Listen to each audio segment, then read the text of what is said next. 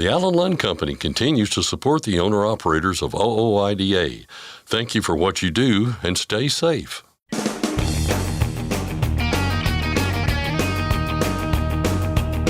OOIDA, representing America's truckers since 1973, presents Landline Now with your host, Mark Redding. The pushback in Texas over Aurora's fully driverless trucks appears to be growing, and reports indicate the company's business model may not make the long haul. Mark Schremer of Landline Magazine joins Scott Thompson with details. From a man who attacked a trucker to a truck manufacturer that figuratively flipped the bird to a travel stop notorious for refusing to serve truckers, S.J. Munoz, Tyson Fisher, and Ryan Witkowski will offer up some roses and raspberries. And finally, we'll close out our week of Mission Military Appreciation with a look back at the week and what the Truckers for Troops program has done over the years. I'll be joined by Scott Thompson, Ashley Blackford, and Arita Taylor. And now, here's Scott Thompson. Thanks, Mark. We have been closely watching the rise of autonomous trucks in Texas because what happens there with Aurora's autonomous runs is likely to have an effect on the future of the technology.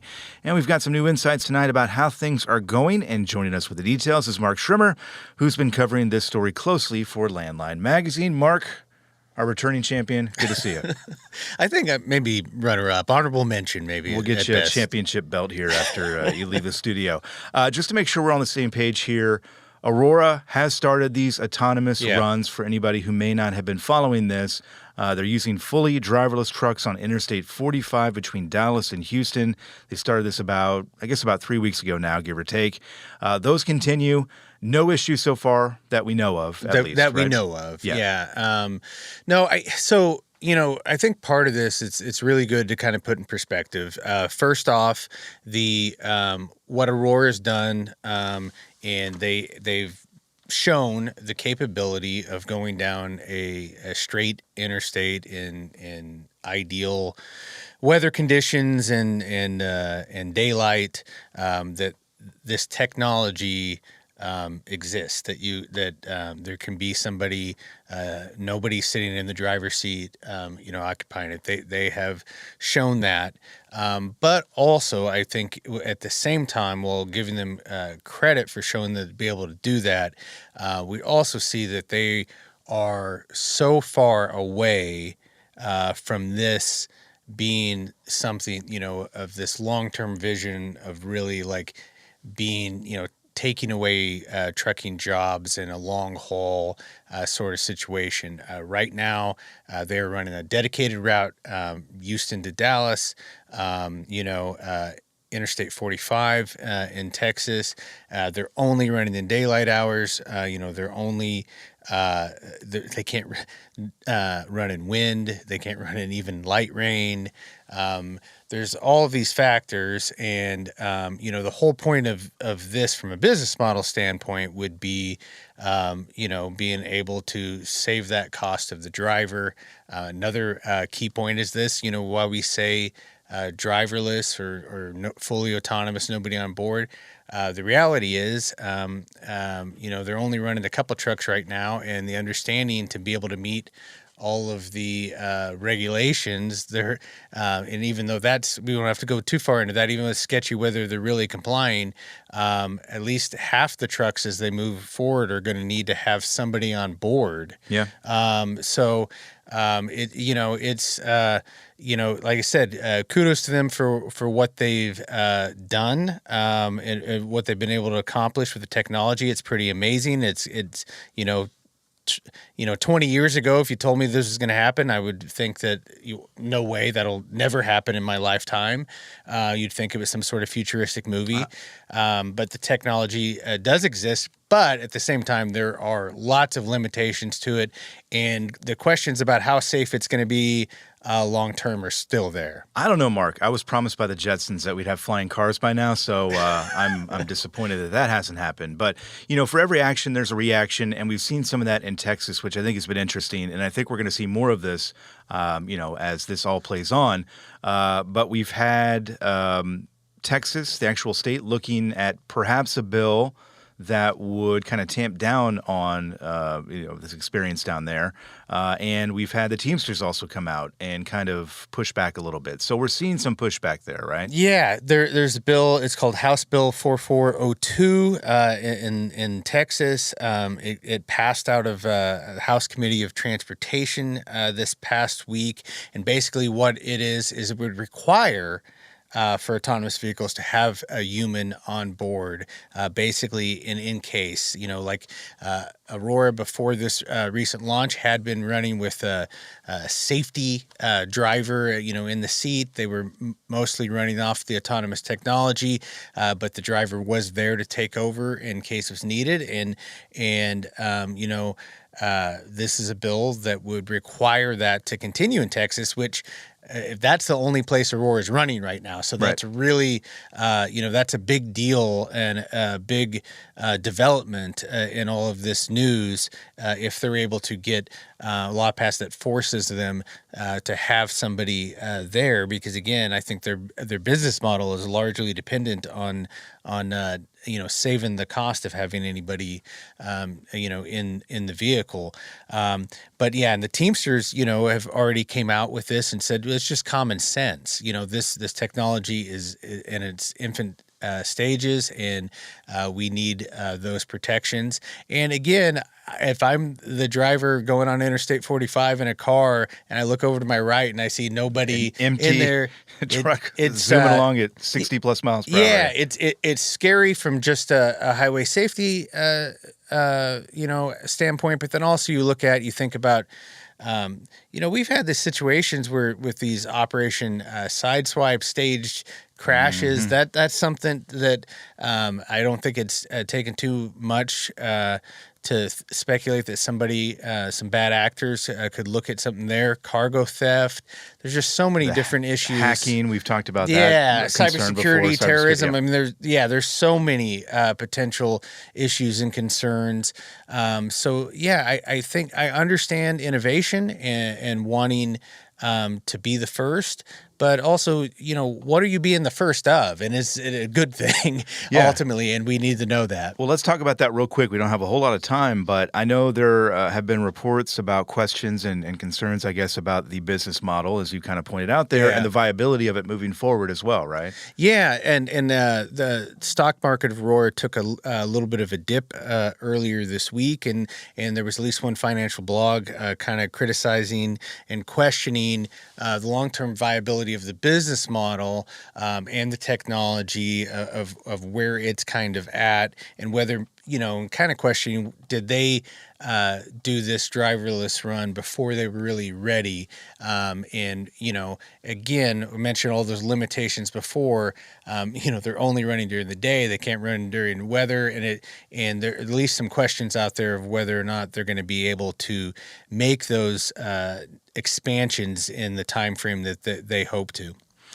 Check out Mark's coverage of this issue and many others on our newly redesigned website, landline.media. So check that out, Mark. Thanks as always. Yeah, thank you, Scott. That was Mark Schirmer of Landline Magazine. And the next voice you're going to hear will be Mark Reddick of Landline Now. So, Mark, take it away. Thanks, Scott. Freight fraud has become a major issue for many truckers, and it's costing people in the industry real money. But now Congress is getting involved. Two bills, S-337 in the Senate and H.R. 880 in the House, would give the Federal Motor Carrier Safety Administration the power to fight freight fraud. You can contact your lawmakers to support the bill either by dialing 202-224-3121 or by going to fightingfortruckers.com. Next, S.J. Munoz, Tyson Fisher, and Ryan Witkowski will offer up some Roses and Razzberries. And I'll wrap up our week of Mission Military Appreciation with Scott Thompson, Ashley Blackford, and Narita Taylor. I'm Mark Reddick, and this is Landline Now.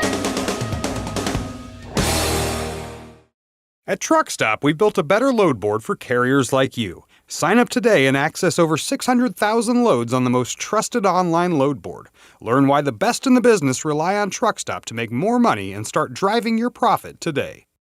Are you tired of the IRS following you around like a dark cloud? Call 888-557-4020 and get your life back. Firestone's FD694 drive tire for long haul and regional applications now delivers 126,000 more removal miles than the Yokohama TY517 MC2. Contact your Firestone commercial dealer to learn more. Landline Now, welcome back. Has your senator or congressman made you happy lately? Did the truck stop make you kind of sad? When they do either one, here at Landline, we have a special way of responding. Ew. We call it Roses and Razzberries. Staff writer S.J. Munoz keeps track of such things for Landline Magazine and for our program. S.J. is here now with the good, the bad, and the ugly from recent news. And welcome back to another edition of Roses and Razzberries. Same crew as usual, S.J. Munoz, Ryan Witkowski, Tyson Fisher. Before we get going, I always like to let you know if you have a rose, raspberry, or we get those what we call rose berries from time to time, a mix of both. Go ahead and send those into roses@landlinemag.com. And then Tyson, you can get started today with, these are like what you shouldn't do, but apparently it needs to be said still. So, raspberries to a California man who attacked a truck driver. So what happened was this incident took place in Middletown, Pennsylvania, where the man tried to break into a truck through the driver's side window. And the truck driver was there, so he proceeded to beat the truck driver. So we're already off to a bad start, right? But this guy kind of sucks as a thief because when the police arrived, he had a bloody mouth and was being detained. So he didn't just not get away. Some people nearby just said, "Hey, what are you doing?" Not a great thief or a fighter. Or that, yeah, right. So he tried to attack the arriving officer, but failed to do that. Then when another officer tried to get him on his feet, this guy spat into the officer's face. Then proceeded to try to kick another officer while being pushed into the police car. So, again, not very successful any of this. But according to Fox 43 News, this all happened outside of NVK Logistics. And I looked at the Google Maps there. And it appears that there is on-site parking at this trucking company, but I wouldn't call it secure. There's no gates. Yeah, people are just randomly attacking you. Yeah, right. But so this is why we need more secure truck parking. So we advocate for more truck parking and added capacity. An emphasis on the secure part of that. Because this is the driver didn't get hurt in this case, but there have been situations where drivers do get hurt in this case. The namesake of Jason's Law, which is how he gets his whole truck parking conversation in federal government. That guy was killed for like $7, and so anyway, emphasis on secure truck parking, and an incident like this kind of highlights exactly why. Well, I know it's a violent situation, this one, but we've also seen the tire slashing deal that's been multiple states where because of failure to have secure parking. So obviously it stretches all kinds of issues. And speaking of parking, Ryan, you're kind of on those lines here on the next story here. Yeah, a place that notoriously doesn't allow truck parking.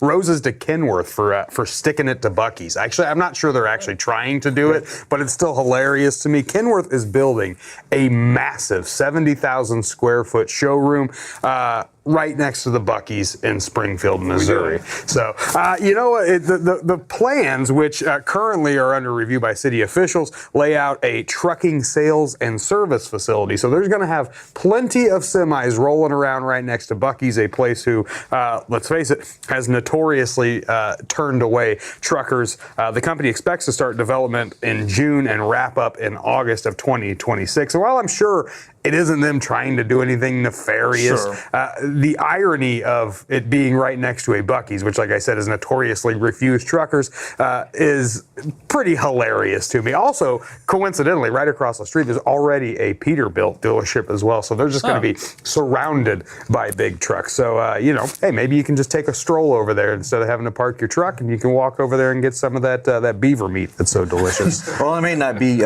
petty, but it's petty adjacent. So I'm sure you're always in for that. I'm here for petty adjacent. All right. Well, I guess in more ways not to act, Tyson, you have something along those lines. This was hilarious. So raspberries to there's an idiot truck driver who couldn't be bothered to hide his evidence of driving while distracted. So what happened here? This is in Alberta, Canada. A trucker was clocked going 117 kilometers an hour. So you know how fast that is. I'm go ahead and let you per just hour? tell me. I have an idea, but I'll let you go ahead and spell it out here. I think it's 150. No, it's 73 miles per hour, but that's above. Sounds so much faster. Yeah, it does. It sounds like kilometers, doesn't it? But and so this was in Shunya, Ontario. So when the law enforcement approached the driver, they saw a cell phone mounted like horizontally, like right behind the steering wheel on the gauge cluster. So you got this cell phone just sitting there. Something that's really important on that phone. But what's even better than that, so Ontario Provincial Police, they posted a photo of this phone on social media,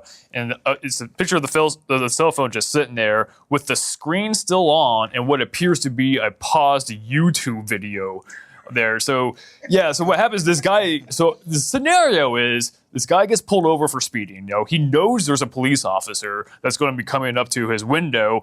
Doesn't even think to maybe just to take the phone that's playing the YouTube video, maybe just set it aside. Maybe toss it to the right there, yeah. right.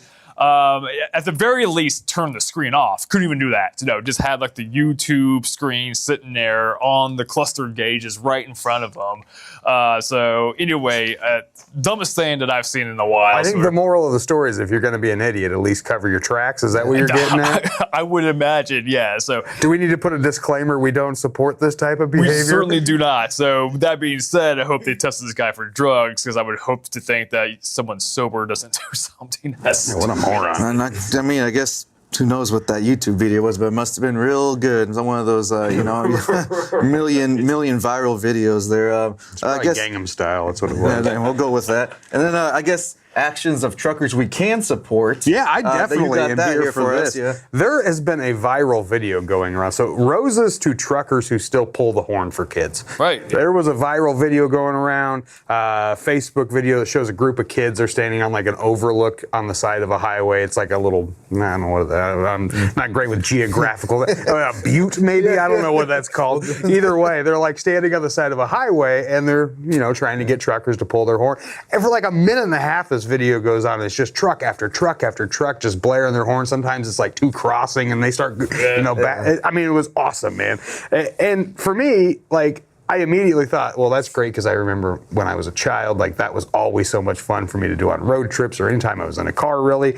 But my kids now, they've been trying it. They never get anybody to pull their horn. What's going on? I don't know. That's what I'm saying. Maybe it's just us here in Missouri. The truckers need to step up their game here in Missouri.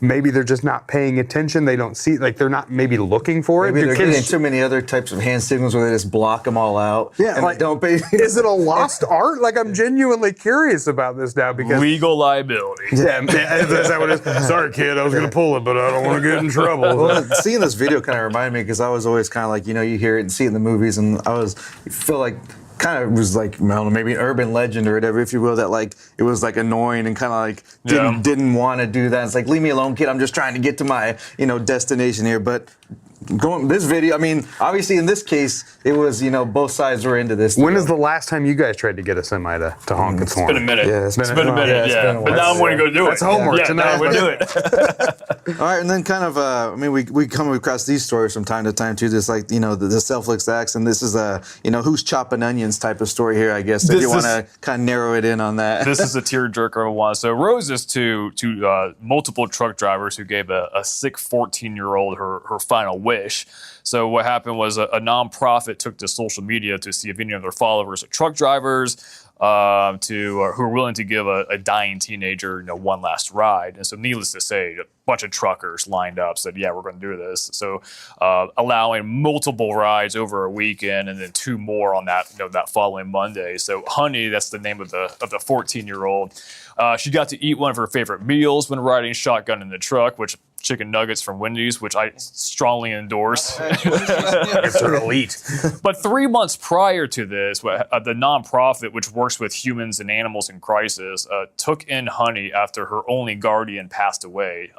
So just as she was beginning to warm up to the volunteers, they realized that she was dying. So knowing there's nothing they can do, they wanted to do something that they knew that Honey loved to do, so that's why. So the thing is, why multiple truck rides? That's because Honey is a 14-year-old yellow lab. Oh. So yeah, so this is starting to make sense now, right? But she loves chicken nuggets. But she loves chicken nuggets. I love the same thing a Labrador loves. Which is 98 in dog years. So she lived a long life, but like most dogs, Honey loved, going on rides and chicken nuggets. As my dog also loves those two things. And so the trucking community, gave her a truck ride marathon before, sending her back to her owner. So I thought that was an awesome story. Well, how many stories have, all of between, everyone here done about just the companion and how like important it is? I know, of course, everybody that has a dog, it's like, it's just like another member of the family. But when you're out, from home so long and that's kind of like your only connection, it's we see it time and time again how like it means much more than just, whatever, playing fetch with your dog in the backyard for sure. or whatever. 100%. I'm so glad this turned out to be a dog too, because like internally I was laughing about this girl's name being Honey. I don't know why. I thought there was some 14-year-old running around named Honey. It probably would have been a nickname if it was as a human, of course. But again, I guess we started this way, and maybe it's appropriate we're in this way of things we shouldn't have to say not to do, but they're still being done, and it's not it cuts across the industry here because you cover that the cargo deal and the border patrol type of stuff. So you see it more often than one might think that isn't locked into this. I really appreciate you teeing me up after Tyson's heartfelt story. Yeah, I know it's like not a good yes. I'll say first, number one, I don't seek these stories out. They just find me. I cover the cross-border beat for us, and sometimes the Customs and Border Protection will put up an interesting headline that catches my attention. So I never thought I'd have to say this, but raspberries to people who are trying to smuggle drugs in their body cavities. There have been four, count them, 4 separate instances in the last month where CBP found people smuggling drugs concealed in their orifices. 3 of them had fentanyl, 1 of them had meth. This is crazy dangerous. Like, I don't know if you need this explained to you, but I'll walk you through the process. If one of those things were to burst inside your system, not good. Instantaneous death, right? Right. And I understand, look, if you've turned to a life of being a drug mule, you likely aren't. You're not thinking straight. Yeah, you likely don't have the best decision-making processes. But this could kill you if those packages burst. The dogs are going to catch you. They're going to find out. And when you do, it's going to have to be a really weird situation to explain why you have something in your butt, which feels like a difficult conversation to have with a complete stranger. In one of these cases, the guy denied it until they took him to the hospital and x-rayed him and was like, there they are. And at that point, I really would like to be a fly on the wall just to hear that guy's reaction, be like, you got me. So, true story, before I became a journalist, I worked in an x-ray department of a hospital, and the things that people put in orifices and that you can see in the x-rays, you would be surprised, or maybe not, I don't know, but yeah. I don't know, maybe these folks just got a bum rap. I don't know. I see. But try to avoid this because at bare minimum, you're going to be the butt of jokes. So hopefully they're... You get any more? Okay.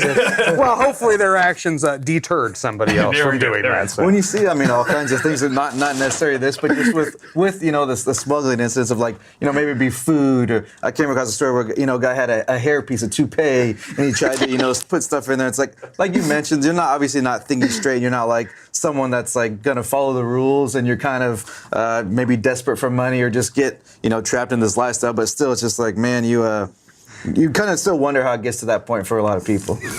I have nothing more on this. I don't know how I can contribute more to this conversation. If Ryan's out of words, that probably means we're in a good spot. Again, I just want to remind you, like always, if you have a rose, raspberry, combination of the two, maybe some interesting life choices, go ahead and send those to roses@landlinemag.com.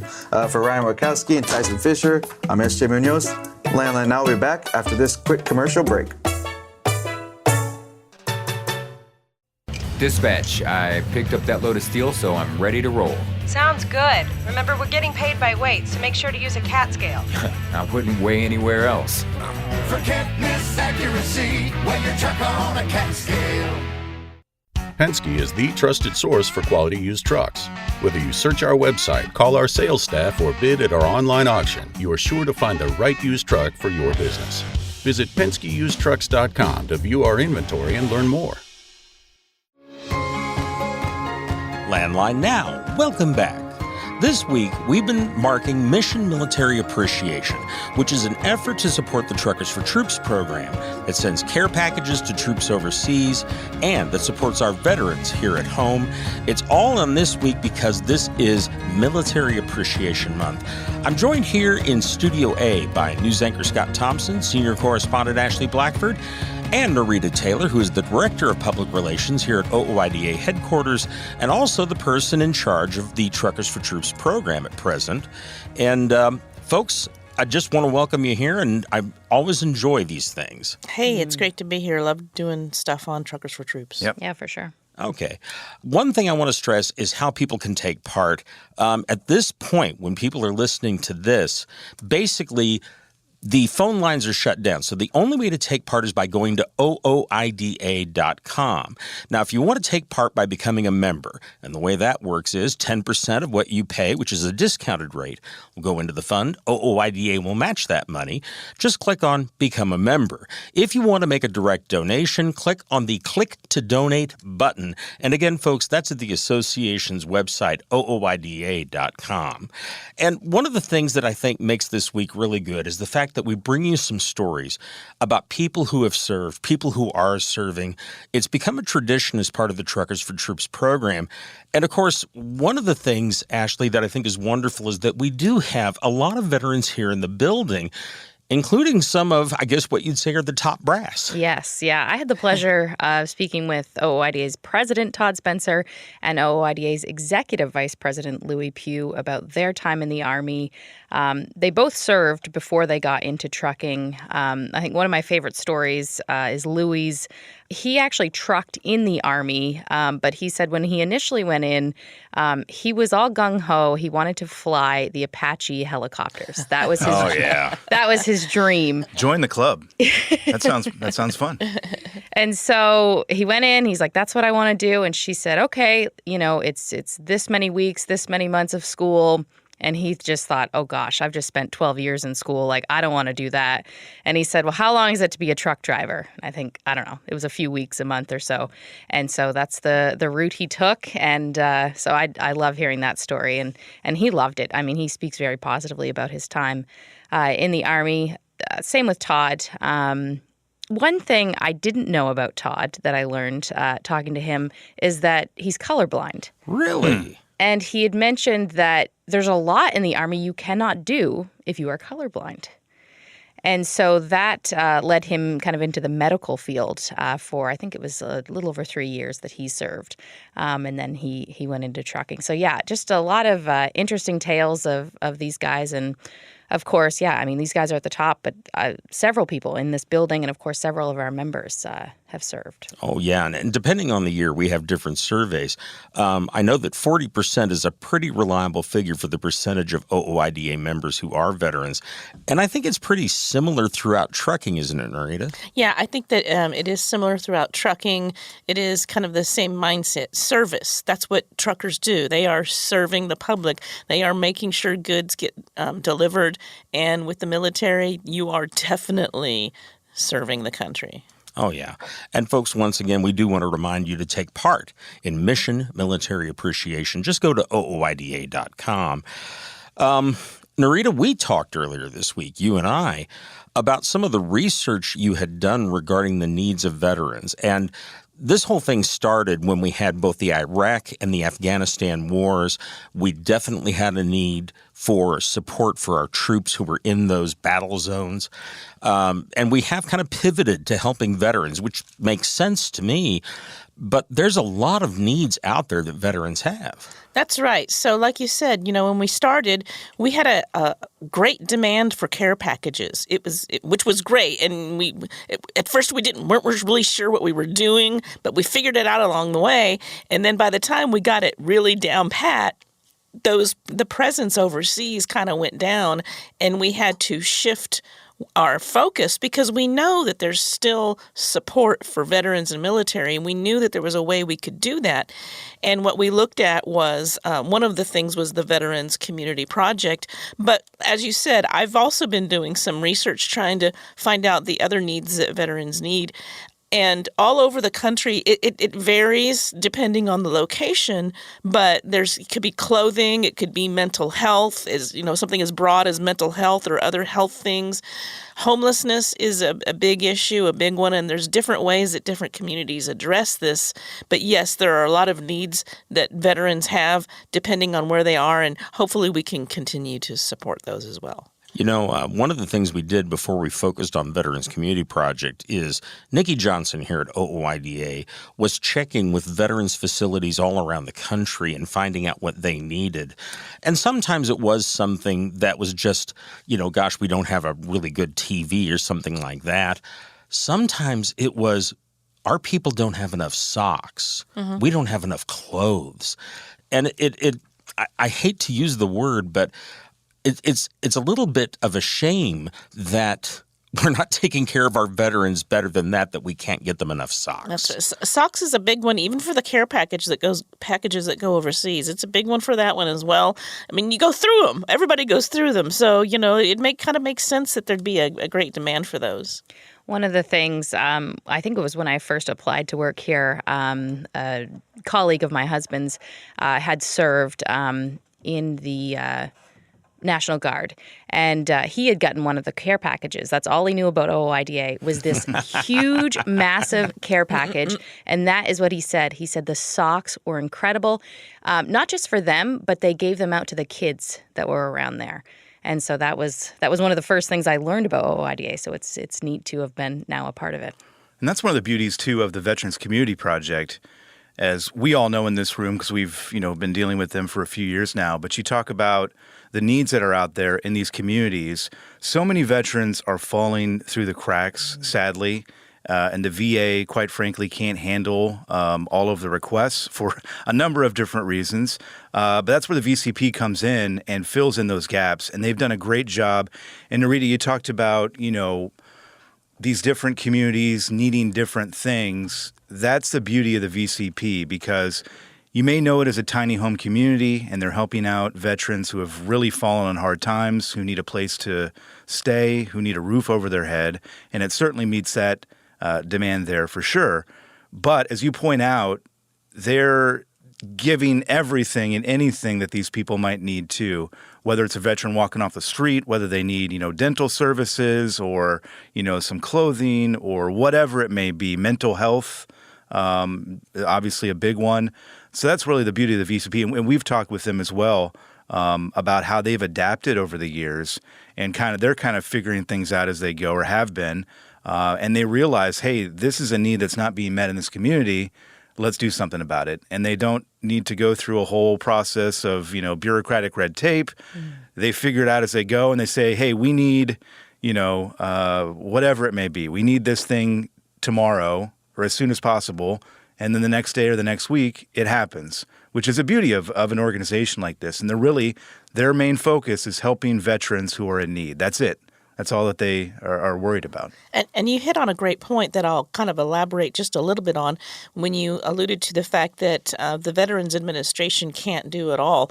You don't even know how big of a problem that is. Yes, there's a lot they can do, but what people don't understand, not just the bureaucracy, but your discharge status. With the Veterans Community Project, you're not bound by the discharge status. Yeah. And that is a big difference in why it's so important to support the VCP. Yeah, they say if you serve the country, we're going to serve you. That's right. Period. That's it. Yeah, I've heard them use the phrase, if you raised your hand and took that oath. Right. Exactly. That's it. Something we should do for folks that aren't aware is just kind of explain a little bit all the stuff VCP does. The big thing is this was started by veterans for veterans, and they were looking at the number of homeless veterans. So they created these tiny house communities. They started with one here in Kansas City, where we're located. They've been building them in different cities. Their goal is to have one of these in every state in the United States. And I remember talking with one of the founders once, and the reason they went with the tiny homes is they were about the size of the quarters that these folks had when they were overseas in the armed services. So it was a very familiar thing. They designed it so, for example, you could be in there and none of the windows gave someone outside a line of sight to you. It felt safe. Right. But then they set up these community centers where, we've talked here about the VA. The VA is horrible to try and navigate through to get services that are there that they can access for free. They help them navigate that. And so many people give up on the VA process. Yes. That's part of the problem here that Narita and you have both kind of talked about. And again, that's where the VCP fills in those gaps, it's great. They do great stuff. Yeah. And Narita, one of the things I think that they do, they call it the commissary day, where a lot of donated stuff that are necessary are donated. And we kind of connected up with that at Truckers for Troops by providing these backpacks. We talked about that earlier, but explain again what it is we provided to VCP there. Sure. So we've given several locations of the VCP a big truck full of backpacks full of hygiene kits. And that's not necessarily for the residents that live in the tiny homes on the campuses. That's for the unhoused veterans that visit there for all kinds of services. And it's not just the backpack and the items itself. It's kind of an icebreaker because a lot of times veterans who are, unhoused or in need of mental health or, all kinds of services, they're afraid to come forward out of embarrassment. And that backpack can be kind of an icebreaker. Absolutely. And folks, once again, go to ooida.com to take part. We are celebrating Mission Military Appreciation. You can take part by becoming a member where a percentage of what you pay, a discounted rate, will go into the fund. OOIDA will match that, or you can make a direct donation. And again, that's at ooida.com. One of the things that amazes me, this is the 17th year, I believe, that we've done that, raised more than $800,000, served care packages to more than 39,000 members of the military overseas. We've sent aid to 65 different veterans facilities. This has been an enormous success. It has. It's grown and will hopefully keep continuing to help it grow. Absolutely. And of course, again, folks, ooida.com. I want to talk a little bit about also, all of us, I think, here have talked with some of the care package recipients over the years. I had a guy on the phone with me, actually a veteran trucker. He's not one who received a care package, but in kind of the casual conversation before we started the interview that went on the air, you get the feeling how much they appreciate that support that comes from home. Yeah, absolutely. And I've talked with a few of them too. And as we've talked about before, it's not just the person receiving that package that gets the benefit of whatever may be inside. And there's a lot inside. We've talked about that too. It's packed to the brim with food and fun stuff and everything that they might need. Again, little treats from home. But that isn't just for that person. It gets shared across their entire group there that's serving with them. And I've yet to hear a review that was negative about these care packages because, we've talked about it. Socks, obviously. I think they've had, water guns and fun things too, silly string. Yeah, things like that to kind of break up the monotony and bring some goodness from home. So, yeah, they're great, and we can perhaps talk about it a little bit more here after the break. But, a little bit of money goes a long way with those. Okay, and folks, once again, I'm here with senior correspondent Ashley Blackford, our news anchor Scott Thompson, and the director of public relations here at OOIDA headquarters, Narita Taylor, who is in charge of the Truckers for Troops program, kind of our fearless leader on that. We'll be back in just a moment with more of our discussion and wrapping up the week of Mission Military Appreciation. I'm Mark Reddick, and this is Landline Now. Protect your diesel engine with Howe's Diesel Defender. Restore vital lubricity, eliminate injector deposits, and boost fuel economy by 5% or more. Power, performance, protection, all in one. Howe's Diesel Defender, available now. With rising costs affecting everyone, switching to a genuine Vibertech TVD viscous damper can help you avoid expensive repairs and downtime. Save money and keep your truck running smooth with ViberTech TVD. Recommended replacement at 500,000 miles or 15,000 hours. Since you started, what you've loved about trucking is the freedom. Heading out on your favorite route, a good driving song, and thinking about truck insurance. Well, maybe not that last one. That's why we're here.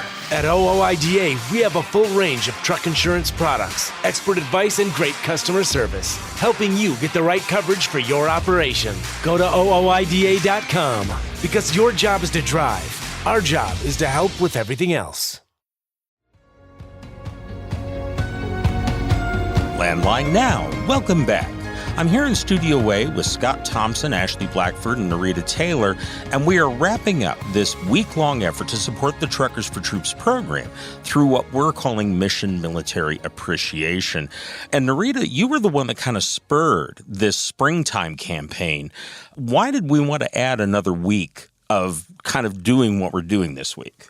Sure. So basically, a few years ago, like we talked in other segments about trying to grow the program and try to make sure that we're doing all we can to support veterans back when, things died down with our presence overseas and our demand for packages was going down. But we knew that there were things that we could keep doing throughout the year and for veterans stateside.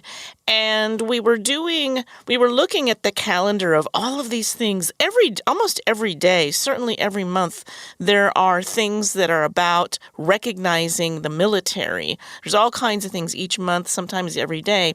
But one big one we noticed, which just happens to fall in a really good time of year, is May. All of May is Military Appreciation Month. And I was like, and it's the exact 6 months opposite of the Veterans Day week. So I was like, okay, there you go.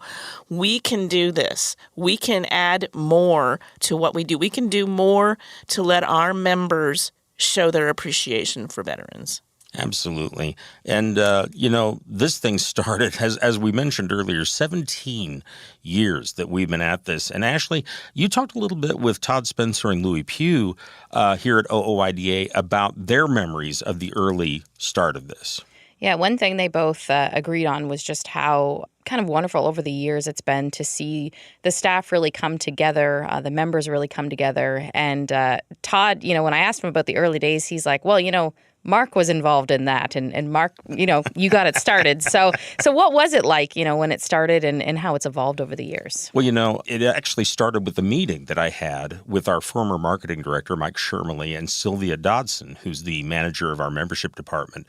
And, of course, we were in a conference room, and there was an open door, and just outside was Nikki Johnson, who's become a vital part of the whole effort, and she's listening to the whole thing. And really what we were looking at is Landline now was at a point where we had a really good listenership. How can we use this, and how can we find something around the holidays? Because it started on Pearl Harbor Week in December. Basically a cause that the membership could rally around besides the typical trucking issues. And the military came up right away in that meeting. And that was kind of how the whole thing started. We thought maybe we'd raise $5,000. And we actually had a person working here, Connie Beecraft, who was already on her own preparing care packages to send to people. Her son, Shane Zeising, who we heard from earlier this week, was overseas in a very, very difficult position. He was in charge of a unit that was the word I'm looking for, I'm not sure, but basically dealing with roadside bombs, improvised explosive devices, very rough duty. And so she was very much wanting to show support. The first day when we passed that $5,000 and it just kept going, and we thought, oh, God, we're going to have to do something. And Narita, you'll remember it got, when we finally designed these care packages, we went a completely different direction than most people do with this. But remember the assembly lines in the parking garage down at the bottom of the building? Right. That's right. We had we had to make everybody move their cars out of the way because we needed the space to lay everything out. And we had members volunteering. We had employees volunteering. We had TV crews here. It was the whole deal. It was a lot of fun. Absolutely. And people were really enthused to take part. Again, it gave them the folks, the members who came in, but also a lot of the staff here, a feeling that they were doing something. There's not a lot we can do directly to help troops who are overseas in a war zone, but we could do that. Something meaningful, yes. And just to be clear, too, the care packages are still a thing, right? Absolutely. So if anybody listening has a loved one, a friend of a friend, or whoever it may be that's serving overseas, we're still sending out those care packages, and they're still full of goodies, and they're still full of, everything that is going to bring a smile to a lot of people's faces out there that are serving overseas and are far from home. So if you know somebody, I believe emailing Nikki is the way to do it, right? Yes, and we have an address set up that's easy to remember, troops@ooida.com. That's it. Just get us a name and a military address. We have to send it to a specific name. That's one of the rules. If you just send it to a soldier, a sailor, an airman, it's going to go to the dead letters office. Right. But one of the other things we decided early on is this is not a package for one person. This is a 70-pound box, the largest physically and the highest weight we could get without the postage going up too high, meant for an entire military unit. And that's been one of the things that's made it really popular is you open it up and 10 to 12 people now have something from home. That's right. And we do all of this in-house. We've figured out a way to streamline things so that there's no overhead, no need to hire anybody outside. We do it all here in-house. You bring up something else. One of the talk these days is about how charities spend so much of their money on administration and so on. That's not happening here. 100% of the money that comes into Truckers for Troops goes into care packages or straight to help veterans. 100%. OOIDA is taking care of all the rest of that work. And that's something that we're particularly proud of. Something else is early on, we had a lot of members who were veterans or members of the military who received care packages who were coming by here. We had a lot of visitors, Narita, and I think you remember some of those. That's right. We had visitors, that come by. We also encourage people to send us cards and letters that we can include in these care packages. And again, it's, real easy to contact us. Use the email troops@ooida.com, and you can get more information about how to send cards and letters that we can include in the packages. And that we can include in what we send to the veterans. That's one thing that we've tried to do is get more of those. Mm-hmm. And it's very meaningful to people to receive that. And Ashley, I think probably you mentioned that friend of yours who received a care package from OIDA. Did they mention the cards and letters in there, or what was it that they mentioned that they really liked out of that? I think they were just blown away by the size.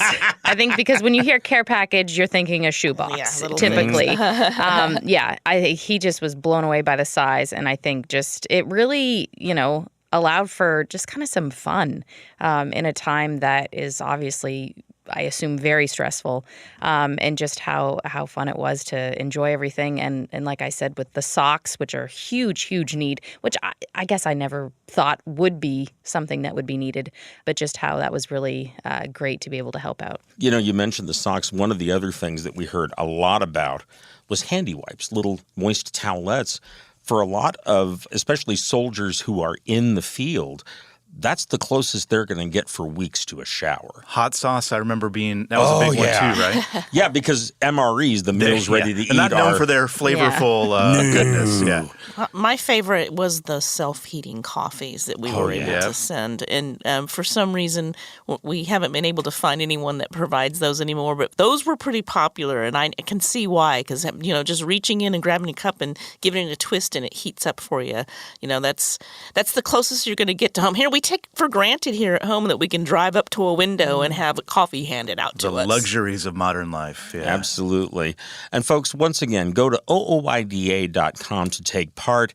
Again, if you want to do this by becoming a member, 10% of your discounted membership fee will go into the fund. OOIDA will match that.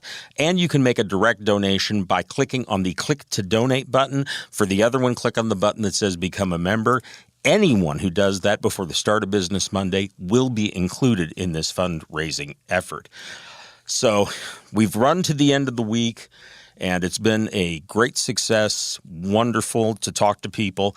I want to thank all three of you very much for helping me out here today. And thanks to troops. Thanks to the troops and our truckers out there. And our veterans. Absolutely. Thank you for joining our program today. I'm Mark Reddick, and this is Landline Now. Thanks for listening. Be sure to like and subscribe. If you want more content, go to landline.media to get updated news, information, and archived editions of our show. Once again, that's landline.media. I'm a dad, a son, a husband, wife, I'm a writer, photographer. I farm. I'm a veteran. I love old cars, fishing, my kids, Chrome, and I am a professional truck driver. And together we are OOIDA. OOIDA was founded by truckers to stand up and speak on behalf of truckers. We've done that by combining the individual voices of our members into a single, powerful voice. Protecting your interests, defending your rights. Join us! Make your voice heard. Join OOIDA, the Owner-Operator Independent Drivers Association. Call 1-800-444-5791 or visit ooida.com.